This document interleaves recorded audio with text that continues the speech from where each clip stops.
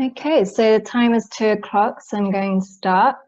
Hi everyone, thanks and welcome to today's workshop on implementing the TCFD recommendations.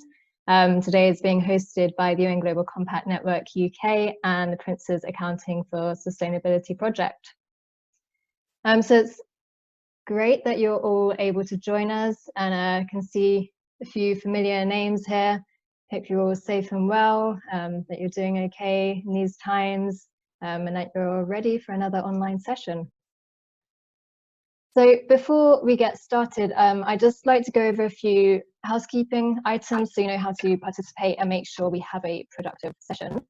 So though it's taking place virtually, I would like to emphasize that this is designed as a workshop rather than a webinar. So we've tried to keep the number of attendees down, and we would like to keep you thoroughly engaged throughout and for you to participate as necessary.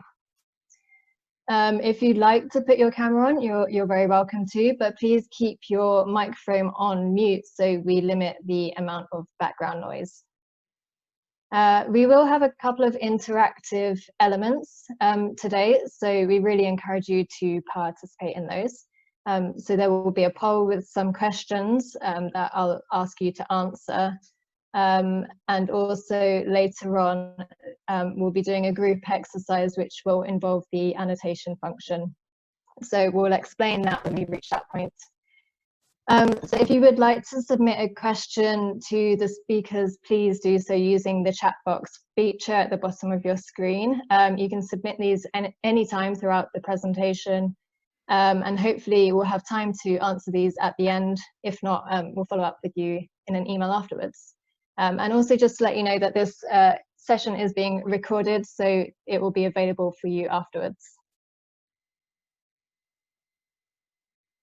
Okay, so I think there's still a few people joining, but we've got a lot to fit in, so I'm just keep going. So if you don't know me already, my name is Amy Collins, and I lead our climate program at the UN Global Compact Network UK. And I'm very pleased to be joined today by our guest speaker, Jonathan Dunn, who is the head of international policy and planning at Anglo American. We also have Steve Kenzie, the executive director, who's the senior manager for sustainability and accounting at A4S. So on today's agenda, I'll be handing over to Elizabeth shortly, as she'll be providing some insight into the current climate landscape, as well as introducing the TCFD framework, the recent findings, and the benefits of adopting the TCFD. We will then move on to a dialogue on TCFD implementation between Jonathan and Steve, where Jonathan will share his experience and insights into how and why Anglo American adopted the TCFD, as well as sharing challenges that they've faced in doing so. So very much looking forward to hearing from him. And if you do have any questions for Jonathan, please do send these in the chat box, and we'll have time during that dialogue to answer them, hopefully. And then later on, we'll be doing a group exercise where we'll invite you to start thinking about climate risks and opportunities that could have a financial impact on your organization. We'll then hear briefly about further guidance that's on offer to help you in your TCFD journey. And we should hopefully have some time at the end to answer any questions that you might have. So this workshop is designed for both finance and sustainability professionals, as these are the divisions who would most likely be engaged in your company's work. And we hope that by attending this workshop, you will gain a better understanding of the TCFD framework and how to implement the recommendations, as well as why you should be doing so. So I'd just like to hand over to Elizabeth now, who's going to introduce the TCFD for us. you, Amy, and hello everyone, and welcome again to this webinar. So I will first spend a few minutes to talk about the global climate landscape from a risk and a regulatory perspective. So you can see on the next slide that this is the global risk landscape map from the World Economic Forum's Global Annual Risk Report, which was published in January this year. So it maps out the global risks by likelihood and impact over the next 10 years. So you can see on the chart that climate action failure and extreme weather are at the top of the chart, the right-hand corner. And they've been up there for many years. Climate change is striking harder and more rapidly than many expected. We had several extreme weather events last year across the world, and climate-related issues are really dominating all of the top 5 long-term risks in terms of likelihood. If we then look at the UN Sustainable Development Goals, the SDGs, on the next slide, which I'm sure you're all very familiar with. So the 17 goals are very much interconnected, and for companies, this global framework can help turn business risks into opportunities and inspire innovation in the products and services that they provide in a way that contributes to the goals. And you can see goal 13 is about climate action. Just a few days ago, the UN Secretary General released the 2020 SDG Progress Report. It says the year 2019 was the second warmest on record and the end of the warmest decade that we've had, with a global average temperature of 1.1 degree above estimated pre-industrial levels. The global community is really way off track to meeting either the 1.5 or 2 degree targets called for in the Paris Agreement. And although greenhouse gas emissions are projected to drop about 6% this year because of the COVID-19, this improvement is only temporary. So the UN is really calling for governments and businesses to accelerate the transitions required to achieve the Paris Agreement. They need to make systemic shifts and transformational changes to low GHG emission and also climate resilient economies and societies. So if we look at the regulatory perspective on the next slide, globally, if we look at directors' duties, the Commonwealth Climate and Law Initiative published a paper last year which looked at directors' liability and climate risk. So comparing Australia, Canada, South Africa, and the UK. So the paper examined the legal basis for directors to take account of climate risks and responses to climate change under the prevailing statutory and common laws. So what was found is that under the laws in those countries, the directors' duties regimes can be applied to governance failures in terms of the identification, assessment, oversight, and also disclosure of climate-related financial risks. So going forward, for board directors, they should really approach their governance of climate change in the same way as they would any other financial matter. And in terms of rules for reporting, in October last year, Mr. Mark Carney spoke at the TCFD Summit, warning major companies that they really only have 2 years to agree on the rules for reporting on climate risks before the regulators step in and devise their own and even make the disclosure mandatory. And we see progress has been made by large banks and energy companies to try to harmonize how they report their risk, and but the progress in both quantitative and qualitative disclosure is sort of uneven across different sectors. And increasingly, investors are looking at whether companies really understand climate risk and how that impacts their strategy, how resilient their strategy is, and also how climate risk impact credit ratings.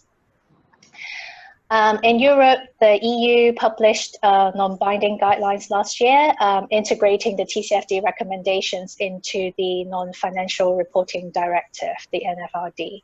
And that applies to large listed companies, banks, and insurers.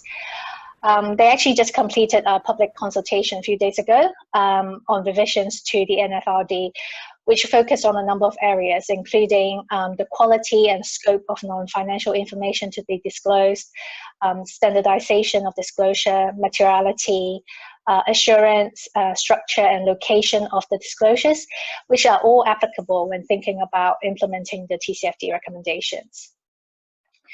And in the UK, we were one of the first countries to formally endorse the TCFD recommendations. And the UK government's Green Finance Strategy, which was released last July, built on this.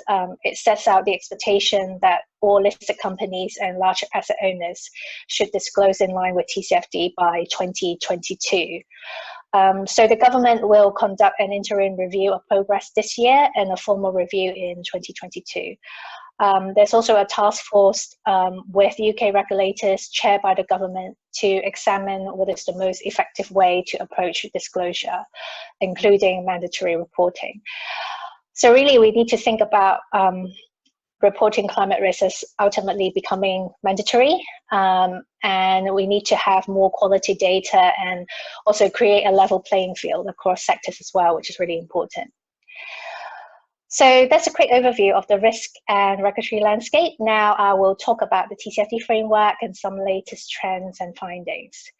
So the Task Force on Climate-Related Financial Disclosures was established to develop recommendations for more effective climate-related disclosures to achieve two main aims, really. First, to promote more informed investment, credit, and insurance underwriting decisions, which would then in turn enable stakeholders to understand better the concentrations of carbon-related assets in the financial sector and the financial system's exposures to climate-related risks. So the recommendations were published in 2017 and are structured around 4 thematic areas, as you can see on the screen now. Yes. So they are governance, strategy, risk management, and metrics and targets, which actually represent the core elements of how organizations operate. And on the next slide, you can see that under each of those thematic areas, there are specific disclosures, 11 in total. I won't go through each one now, but you can take a look in your own time. There are also some key elements to note. Organizations should provide these disclosures because they are financial disclosures in their financial filings, and that will be very useful for decision makers, whether this is investors or others. They should also look at materiality, so report only on the climate-related issues that are material to your organization, and you should approach this the way that you do for other information included in your financial filings. And also there should be disclosure of forward-looking information through scenario analysis, and specifically the task force recommend that organizations should describe the resilience of their strategy against different climate scenarios, including a 2-degree or lower scenario. And the task force has also developed guidance for all sectors and also supplementary guidance for certain sectors to help organizations implement the recommendations, as you can see on the next slide. So all these are available on the TCFD Knowledge Hub.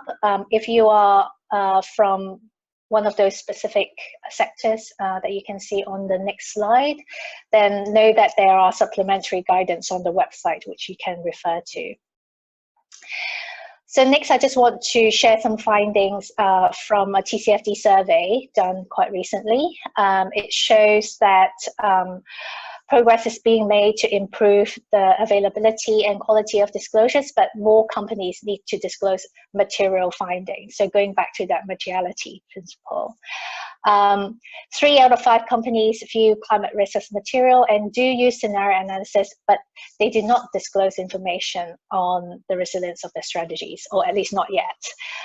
And investors say that they still need more clarity on the potential financial impact of climate change on companies. And also, I saw in the poll just now that we have people from the sustainability and finance function present here today. And the survey found that while the sustainability function is the primary driver of TCFD implementation, finance, risk management, and also executive management are increasingly getting involved as well. And on the next chart, you can see that The number of recommended disclosures on the left, you can see is increasing, but not fast enough. And in terms of the challenges that companies face in implementing TCFD, disclosing assumptions is difficult as they include confidential business information sometimes, and the lack of standardized metrics within any given industry, which is also an area that is important to investors as they look to compare the performance of companies in the same industry. So on the next slide, there are some stats on commitments that preparers have made. 91% said they have decided to fully or partially implement the recommendations, and 67% plan to complete implementation within 3 years. So if TCFD does become mandatory in the coming 2 to 3 years, more companies need to get ready. From the user's perspective, 85% cited an increase in the availability of climate-related financial disclosures, and 76% say they use these disclosures in their decision-making. So that's a very high percentage. So after looking at these trends and findings, I just want to summarize for you the benefits of implementing TCFD for companies. So they will help you to make better decisions because you will have better awareness and understanding of climate risk opportunities and their implications for your company. You will start looking at climate risk in your strategic planning and risk management, and you also start to have governance arrangements in place to address these. So this will all lead to better decision making. And with improved disclosures, you can meet disclosure requirements and investor demands. There will be a reduced risk of any legal liability by failing to assess, manage, and disclose climate risk in accordance with directors' duties. And you might even be involved in shaping disclosure requirements prior to regulatory action. Last but not least, there will be improved evaluation of risk and exposures by lenders, insurers, and underwriters, so your company can maintain access to capital or even potential lower cost of capital. And there will also be reduced risk of investor action as well. So on the next slide, and also from the poll results I saw just now, I think many of you are maybe just starting to implement TCFD or thinking about how to get started. So I just want to encourage you that few organizations have all the information needed to implement the recommendations in full in their first year of reporting. So start with areas that you can address easily, and then develop longer term plans to tackle the more challenging areas. And incomplete disclosure is better than no disclosure. Scenario analysis is really useful, but it might take time to implement fully. So you will see there's a link at the bottom of the screen. So there are a number of resources available on the A4S website, which you might find useful, such as the top tips for implementing TCFD. And there are also some practical examples on scenario analysis as well. I just have a few summary slides here on how Unilever, Tesco, and SSE have tackled scenario analysis under the TCFD framework. I'll just go through them quickly. For Unilever, they piloted an analysis on soy, which is one of the main ingredients in their supply chain. Tesco also focused on the supply chain, and there was close collaboration between the finance team and the environment team in driving the scenario analysis. For SSE, they stress tested their business against 3 core climate scenarios and used it as a basis for ongoing stakeholder engagement. So you can read the full details on our website by following the links that are provided here. So that's a quick update on the risk and regulatory landscape, and also a quick introduction to the TCFD framework and trends. So I will now pass the time back to Steve, I believe. That's right. Thanks very much, Elizabeth. That was really interesting. And welcome again, Jonathan. Delighted that you're able to join us and share your actual experience of a major global company coming to terms with TCFD. No, Steve, thanks for the invitation. And may I apologize if my son comes in and delivers any more homeschooling during the conversation. I'm sure it's something we're all going through at the moment. Yes, no, that would be great. Okay, so just to start off, maybe a general question, and how could you share with us Anglo American's approach to adopting the TCFD? Take us on the journey that your company went on. Of course, and just very quickly, for those who don't know Anglo American, we're a global mining group. We're spread operating in 10 countries. We are diversified, meaning that we produce many commodities: copper, iron ore, platinum group metals, diamonds through the De Beers Group, and coal. And as a consequence, we produce coal for about 100 years. So the whole question of climate and investor pressure on us has been significant in the past. And just to kind of roll back, if I may, the whole focus on climate change for us as a company has been it's been decades long. It's not a new thing, and we started to disclose various different aspects of our energy usage and our emissions years ago, and that kind of got solidified a little bit by the CDP process, which was really helpful in terms of digging into what was clear that process wanted us to disclose, but it tended to be backward looking. It tended to be specific numbers, and for those of you who know the CDP process, you then get a ranking. So if you get a certain score, you're in an A bracket. If you get a different score, you're in a lower bracket. And it felt to us, it didn't quite fit with the way we were starting to think about energy and carbon, and how we wanted a more holistic approach to managing it, and a more, if you like, narrative approach to managing it.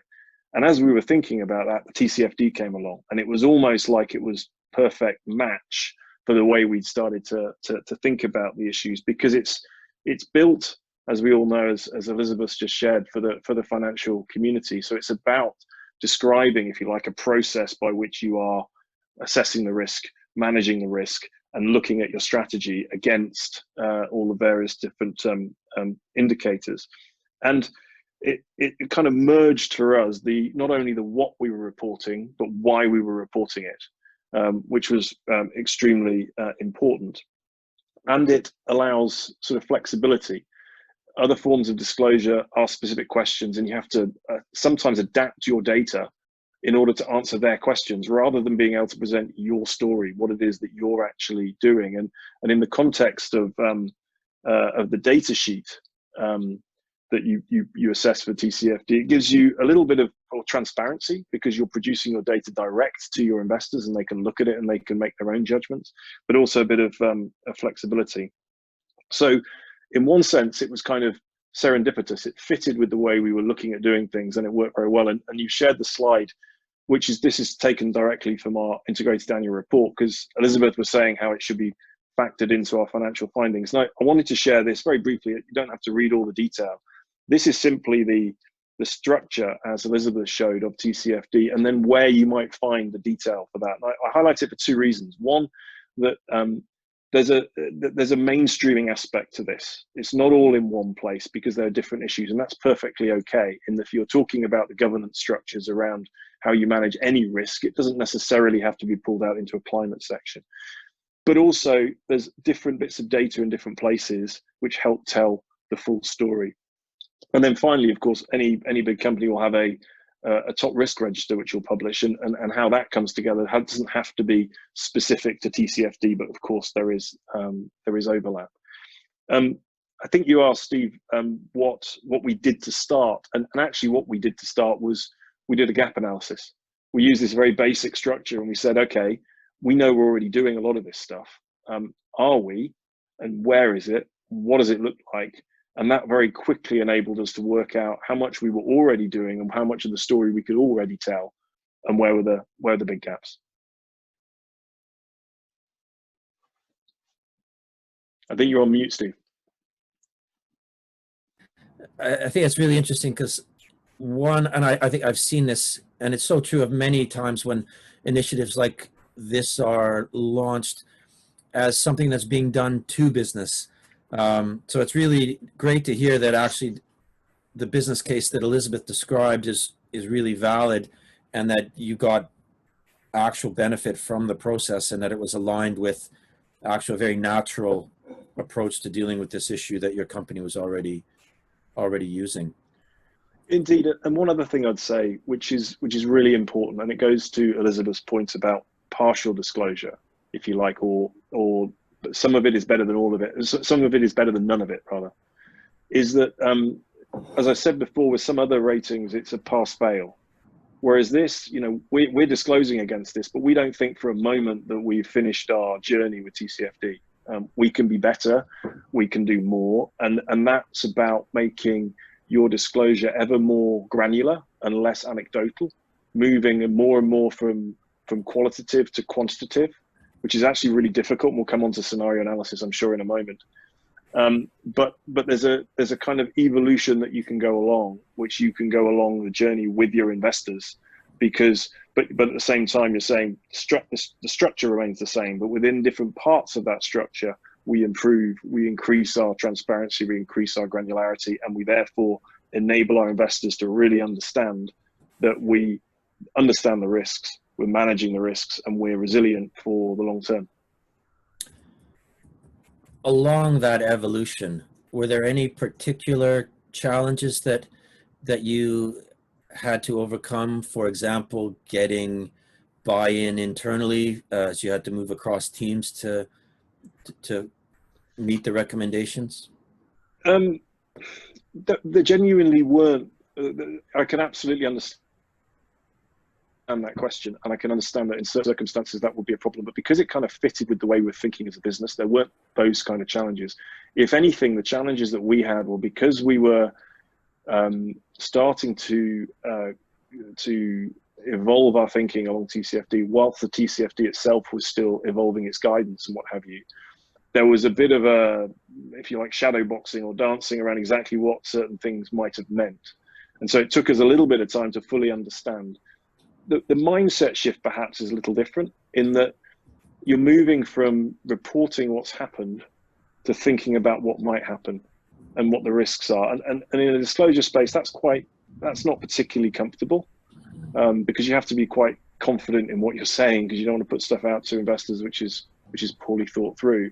And so that mindset shift and how comfortable we are or aren't with projecting forward is probably the biggest challenge we still face, frankly. But the internal buy-in was not difficult.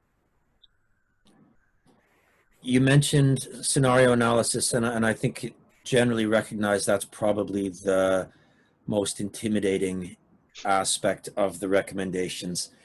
Could you explain to us how Anglo American has coped with that? Yeah, so we've done two separate forms of scenario analysis, which I hope is not necessary for most businesses. And the reason we've done is that the physical risk side of climate analysis is very important, the scenario analysis. So we operate in places where there's severe water stress, for example, or an excess of water in countries around the world. And as a consequence, we wanted to be really clear as to what that our operations were resilient to climate change. And interestingly, and we'll come to sort of forward-looking scenarios, which this slide is from, which is more demand-led. We're thinking then of the really upper end of where climate change might go. You know, what does it look like in the areas of Chile if you have a 4 or 5 degree increase in temperature?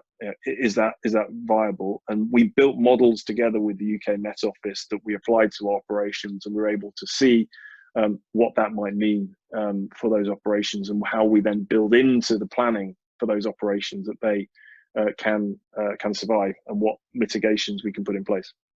That's one part, but the part that most people think of when we're talking about scenario analysis is what this resulted in, which is actually a little bit like I think the Tesco's and the Unilevers and the SSE we're talking about, which is what does it mean for our actual business? And our business is selling minerals. So what does it mean for the end sectors and the markets for the metals and the minerals that we're producing? And so what we did was we took the IEA's scenarios, the Sustainable Development Scenario, which is a 2 degree scenario, and their I think they call it the New Policy Scenario. It may have changed, the language may have changed in the most recent documents. And we used them as our baselines, but then what we did was, using their information, we disaggregated them. And we understood by major end sector. So in our case, that's things like industry, it's transport, it's, what else have I missed? I can't think of another one that I will have missed. And we tried to understand with the information we could see as to how the emissions would go, what actually would happen with those end sectors, and then feed that back into the profit pools or the demand that we'd expect for the industry, and then what that would mean for us. That's a really complex piece of work. It's an extremely complex piece of work, very valuable piece of work, because it gets you really thinking about assumptions that have to be made in order to go from where we are on the trajectory down to 2 degrees in the first instance, and perhaps lower. And it then helps you disentangle what that might mean for first of all the overall commodities, and secondly our specific assets. And why do I make that distinction? Well, because clearly some assets in mining are different points of the profit of the cost curve, and as a consequence, if things get particularly tricky in that sector, it may or may not be asset that's still viable. The additional challenge with this, and this is why I highlight this graph, and the reason I put it up is because how vague it is, and I shouldn't say that about our own work, but it highlights for me in a nutshell the challenge we have. So what it shows is the overall outlook for commodity profit pools out to 2050, according to the 2 scenarios that we use, which were the new policies and the 2 degrees. And it's got no scale, it's got no real specificities beyond just saying that some will be more positive than others. Behind that sits a whole load of data that we worked on, but what you really struggle with, what we struggled with, is you're then saying, well, what are we willing to put out in what is essentially financial disclosure? What can we honestly say out to 2050 that we feel confident enough to say is auditable data to be able to tell a story about how resilient we are? And you end up in this battle between something that's very vague through to something which is really specific, but frankly, you can't honestly say with any strength of conviction is exactly what's going to happen. Roll it, and if you think about 2050 is 30 years away. For us as a mining company, most of our assets will have closed by then, the current assets we have. So we're then trying to measure the apple today with the pear of 2050 and say that there's some kind of consistency. It's a really difficult thing in that regard for a company like us. But the simple fact of imagining the world of the future and working back through that world to what that might mean for markets is just an extremely powerful piece of work to do. So I'm sorry if that wasn't very specific to our business, but hopefully of some use. No, that's really interesting. So I have 2 more questions. One, a follow on from this scenario planning, because I think you demonstrate a significant degree of optimism and faith in our global governance, that these are the 2 scenarios that you looked at. So curious as to why you didn't look at a more pessimistic view, where we don't manage to stay below 2 degrees. And then as just to wrap up, because we are pushing our time limit, just your top tips for our audience that are in the same boat or a little behind you. Thank you. So you have to pick scenarios, right? You have to pick some scenarios to judge, and it's a big piece of work to disentangle them. So we did start with current trajectory, as it were. I can't remember what the IEA call it, but the one that's based on what's happening right now, business as usual, perhaps. Our judgment was even then that policies were being implemented which were shifting that trajectory. So we didn't see it as a particularly sensible thing to spend a lot of time and money exploring. We also looked at the other side of the scenario very briefly at 1.5, and whilst we were doing this work, because this work actually issued just over a year ago, whilst we were doing this work, the IPCC came out with their difference between 1.5 and 2 work, and we talked about whether at that stage we were able to create a 1.5 scenario. It's very difficult to create it from a starting point, and so that's why we use the IEA's work as a basis. And one of the things about comparability between companies is what's the basis on which you build your scenario. So we tried to be consistent doing that. The IEA didn't have a 1.5 degree scenario, so that's the short answer. The top tips, I'd say, more widely on TCFD, not on scenario analysis necessarily, start with the gap analysis. It's very, very straightforward to start that, and probably for most businesses, you'll very quickly realize that actually quite a lot of the stuff's already there. Quite a lot of the building blocks, any well-run company anywhere will be doing a lot of these things already. It's about putting it in the package that the TCF, or using the framework of the TCFD to understand and see it.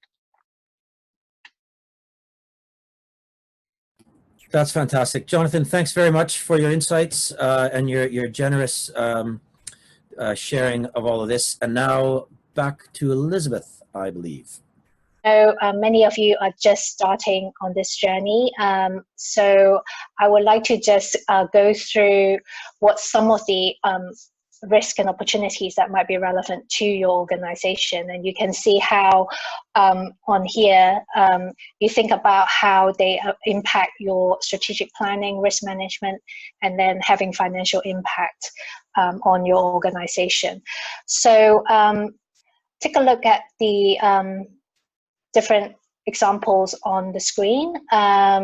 If we look down risks under policy and legal, you know, we talked about how mandatory reporting is very likely. So what would that mean to your organization? In terms of technology, you know, your existing products and services might be substituted with lower emissions options. So what would that mean to your organization? Increased cost of raw materials, shift in consumer preferences, these will all have financial implications for your organizations. And in terms of physical risk, you know, your physical assets, buildings that you own, you know, if we have more extreme weather events, what does that mean for your organization?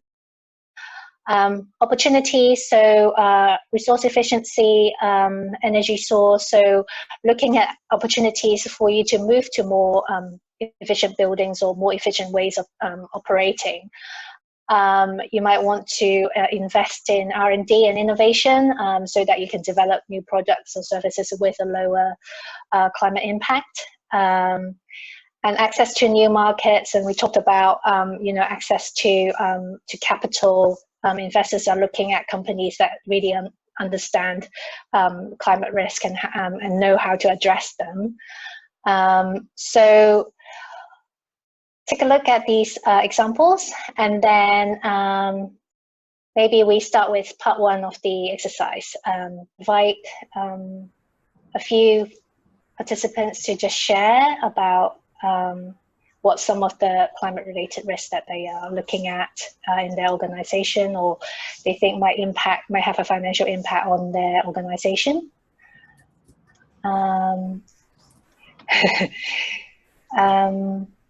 May I invite Justin to share, if you wouldn't mind? Yeah, sure. I think the risks for our business, I mean, I work for international windscreen repair and replacement company, and the main risk I think here is around increased costs of operating, so carbon pricing and probably reporting, although we're currently a private company, so the risk is probably about any future planned transition towards becoming a public organization and what that might mean in terms of the different legislations which are going to impact on us from a climate point of view. The other thing potentially is around reputation. Generally, customers are moving, they're interested more in how we impact on climate, and currently we don't report very clearly how having your windscreen replaced or repaired impacts on a customer's carbon footprint. And again, I think the market generally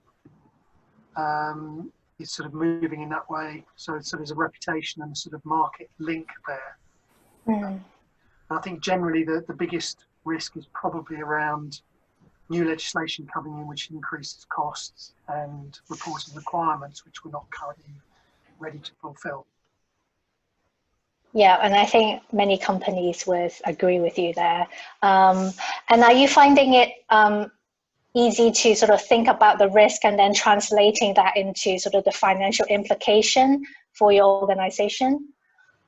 In terms of carbon pricing and reporting, that's relatively straightforward. I guess the other aspects are a little bit less easy. Probably the other risk I sort of made a note of was that repair is a very low climate impact compared to replacement, but the value of repair is also a lot lower than replacement, where the margins are higher. So if we were to shift to a more repair-related business quite aggressively, so really pushing customers to repair rather than replace, that would have a better impact on the climate. Less windscreens need to be manufactured. That's a huge impact on our product carbon footprint. But obviously that also means there's a risk there in terms of how do we reorganize and remodel our business, because really the turnover would be a lot lower, and therefore our business model has to be different in order to cope with it. Yeah. Thank you for sharing with us. May I invite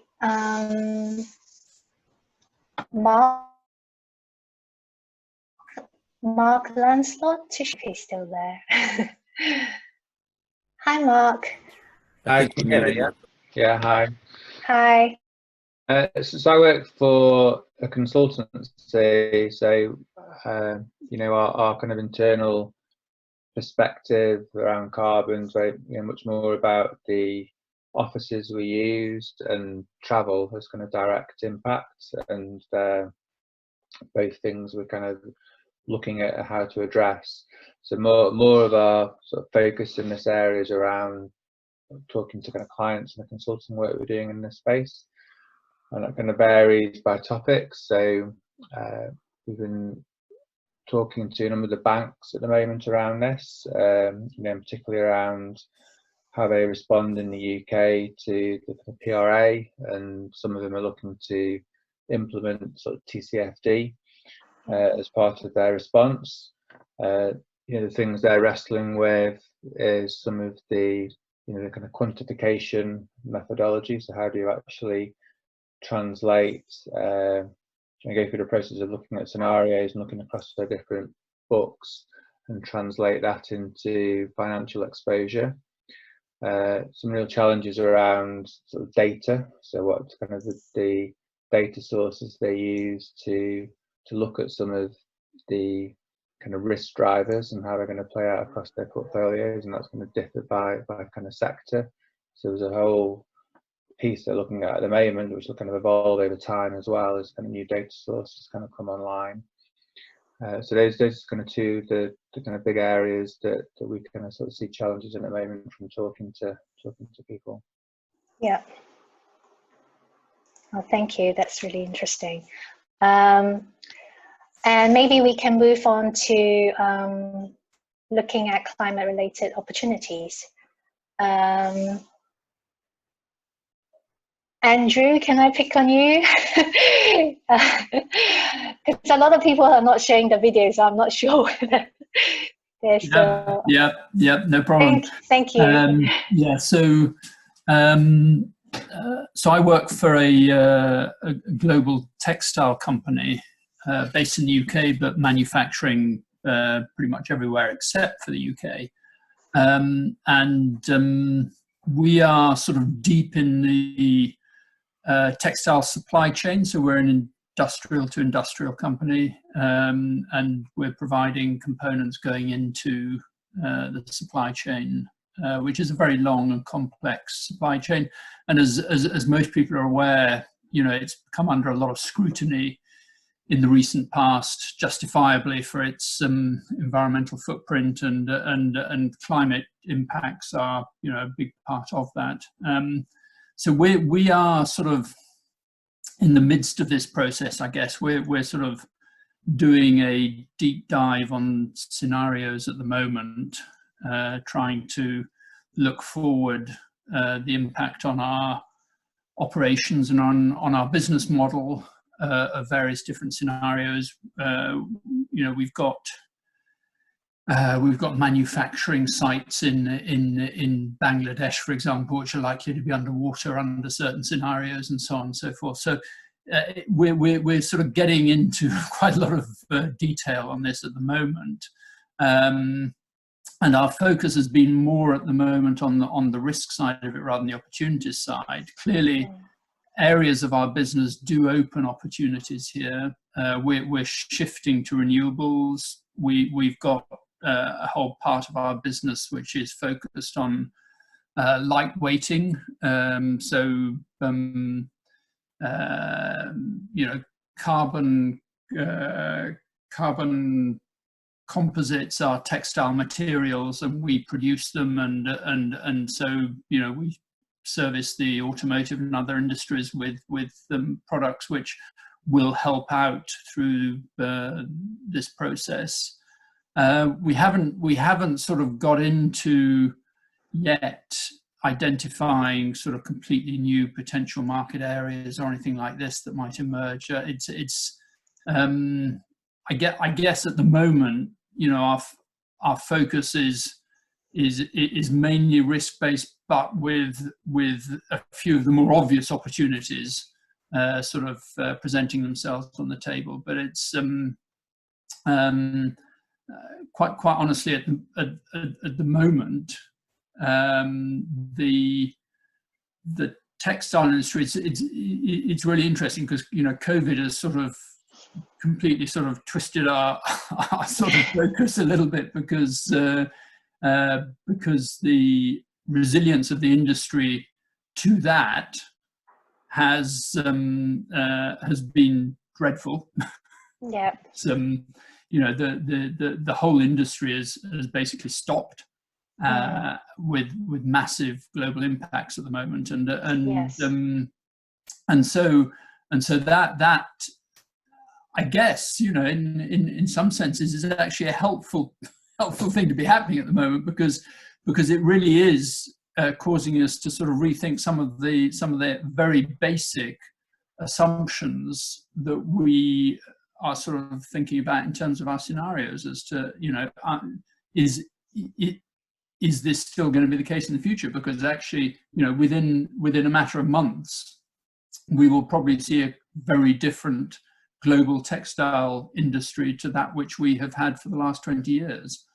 Yeah. So that degree of rapid change and dramatic shifts in the business models and the opportunities that are opening up. I mean, you know, we're heavily into PPE now at the medical level, which, yes, you know, we've always been into PPE at the firefighter level, but we've sort of gone into a whole new industry through that. So I don't know if that's helpful or not. It's very much work. I know, yeah, it's really interesting, and thank you for sharing. And I guess even before COVID, I mean, even, you know, for your industry or for your company, just understanding your supply chain and the complexity, and you know, where along the supply chain you have that influence on the various you know, way the climate risk will impact your supply chain. And I guess in terms of the opportunities, you know, I think that very much also depends on, you know, the partners that you work with as well, because sometimes it's not just like your company,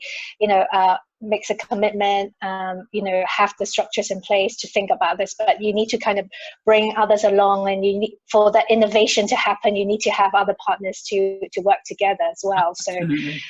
Yeah. Yeah, no, entirely so. I mean, you know, that's a big part of the thinking is, you know, we work with brands who are the front end of it. We're sort of deep in the supply chain, but nothing happens without an end-to-end supply chain focus, and indeed increasingly sort of looking towards circular sort of economy approaches and things that we're doing together with many other partners. Yeah. Thank you. So thank you to Andrew, Justin, and Mark for sharing. And sorry I had to pick on you. And sorry that this whiteboard exercise didn't quite work. But yeah, I'm just conscious that we only have 5 minutes left. So maybe, Amy, we move on to the final part. Yeah, sure. So Yeah, thank you again those who just jumped in on the spot there. I really appreciate that. Yeah, we're just going to have a very, very quick look at what else we can offer you to help you on your TCFD journey. From our side, as you know, we've just started this climate action program to support businesses on your journey to a low carbon economy. But we've also recently, well, we're just launching a TCFD working group. So as well as organising events and activities throughout the year on TCFD, such as this one, we have got this group that is just about to be launched. And the purpose of it is to really explore opportunities and the issues arising from the TCFD and just to support you as well. So there'll be a lot of opportunities in this group for peer learning, dialogue with experts, and sharing of good practice as well. So the group has a capacity of about 25 member companies, which we are almost up to right now. But if you would like any further information on this or other plans on TCFD, then please do get in contact with us. Just hand back over to Elizabeth quickly to talk about the A4S Academy. Thank you. Yes, so the A4S Academy is a CFO-sponsored program that aims to equip finance teams with the skills that are needed to drive sustainable business within their organization. So the program draws on the guidance and tools from our A4S Essential Guide Series, and there's training on leadership and influence and peer-to-peer learning as well throughout a year-long program.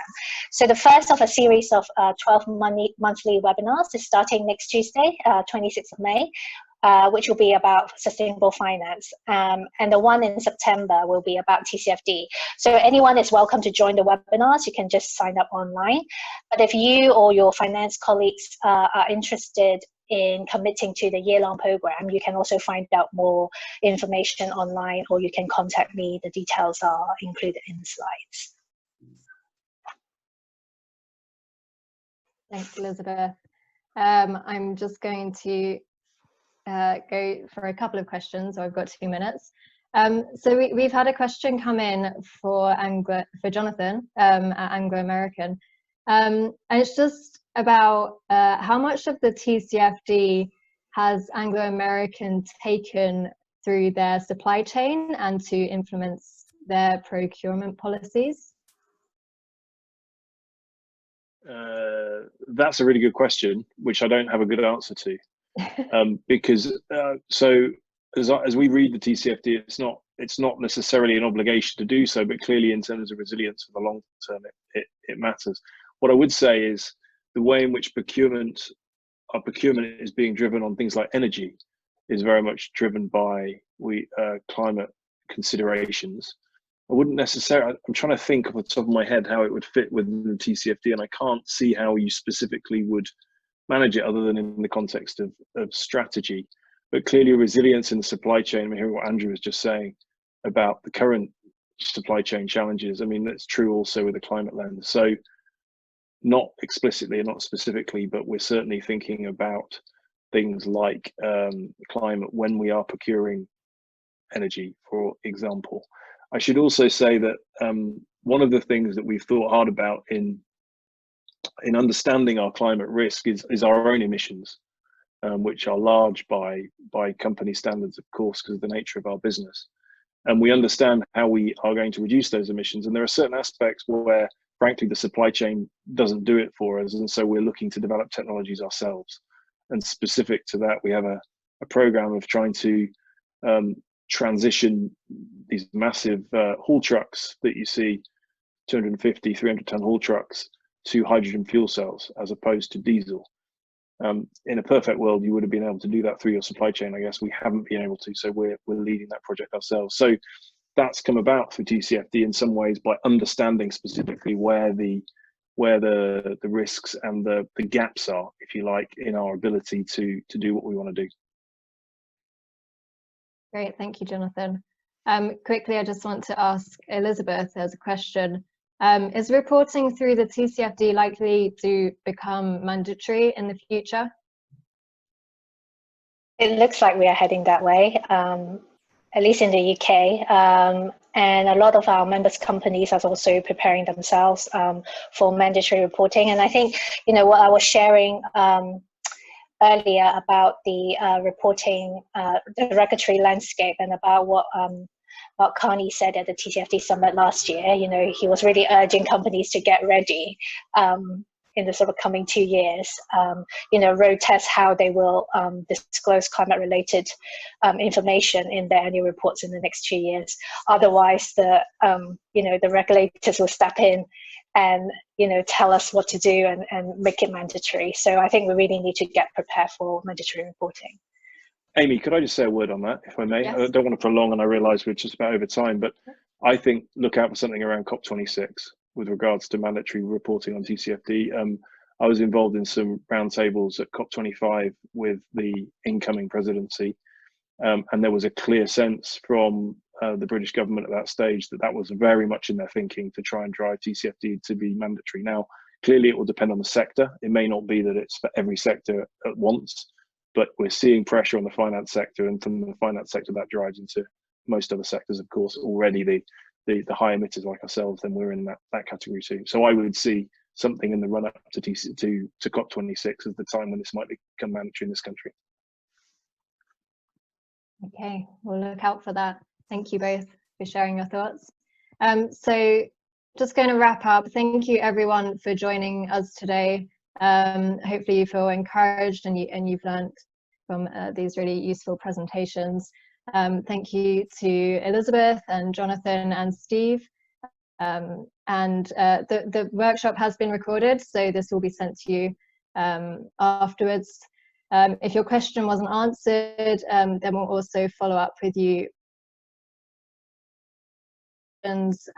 later on. Then please do get in contact with either myself or Elizabeth. We'd be happy to help you. So thank you very much, everyone. Thank you. Bye now. Thank you. Thanks. Thank you. Bye. Bye.